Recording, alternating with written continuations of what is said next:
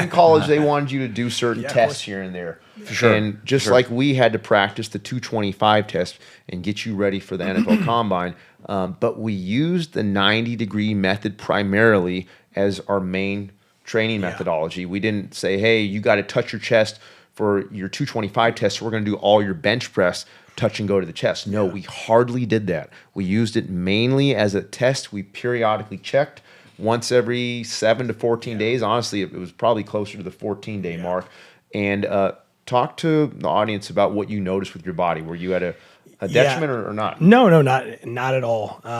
Just to kind of give some context, I believe I did 18 on 225. So as a receiver, at 5'9.5", 5'10", 180, 70 pounds, that's pretty good. So, but it actually, I wasn't a believer in it at first. I remember we talked about, I was like, Joel, I don't know if you know what we're doing, because we got to go all the way down there. Right. And, you watch the pro day and you watch the actual one in Indy, and you're like, they're going down and they're extending and locking their elbows. They're big on that.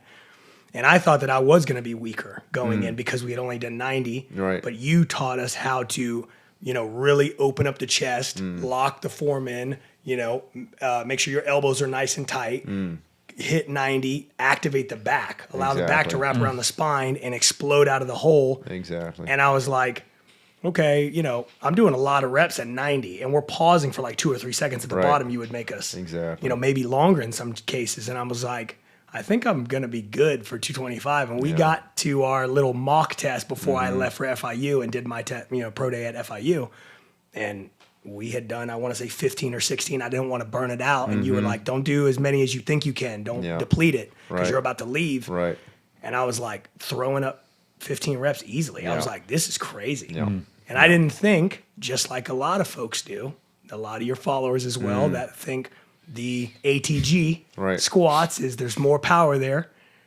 It's just, especially as an athlete, what I can attest to playing football is you don't get down all the way butt into the heels to then explode and tackle somebody. Right. Or drive through somebody. It doesn't work. Right.